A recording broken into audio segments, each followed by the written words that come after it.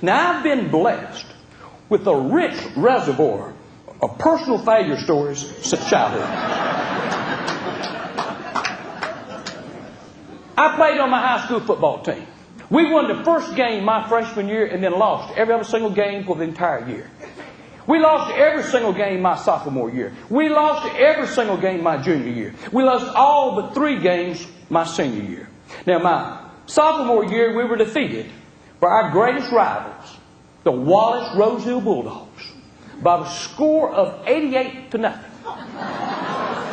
The halftime score was 55-0. Now, I could not be blamed for the loss in that game because I sat on the bench. I was not as good as other players.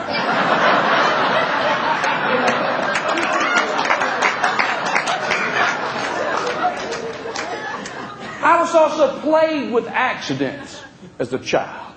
My sister hit me over the head with a croquet mallet. A mule stepped on my head. I was invited next door to my cousin's house because he and a friend on the night before had seen on a wrestling show a position called a Flying Dutchman. It's where you get you punted up on your shoulders and spin them around and then throw them to the mat. Since I was the smallest of the 3, they decided I would be the one to be spun. The plan was to put me up on one of the boys' shoulders, spin me around, and throw me on the bed. So they get me up, and we're not talking about professionals here. He goes into the spin, and I was a little bit too much weight, and he swings my head into the corner of the chest. 4 stitches. I'd also decided as a young child I would set the land speed record for running. I was going to be the fastest human being to ever run on this planet. Now, I was not blessed with any kind of God-given natural talent. So what I lacked in talent, I knew I had to make up for in technique. And I developed a methodology which would allow me to achieve great speeds running.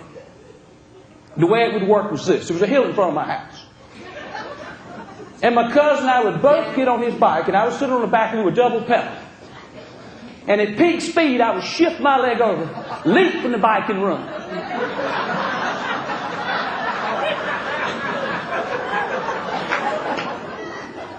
Well, this was working better than you might imagine. I could pick them up and put them down. Well, this particular day, I was barefooted. So we were coming down the hill, and at peak speed, I shifted over to make my grand leap. And when I did, I heard the brakes lock down. I thought, why is he stopping? And I looked down, and my right foot had shifted between the spokes. 9 stitches. Also, I was to be in the King Arthur play. And a friend of mine came over and made a shield out of plywood. Had a dragon painted on the front, 2 leather handles on the back. I said, Liddell, this is nice. This is real nice. He said, you want me to make you one? I said, yes. He said, come over to my house. So on the way over, I devised a game for us to play. I would hold the shield and have him cast rocks at me.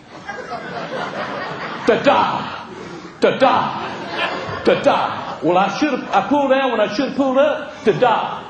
14 stitches.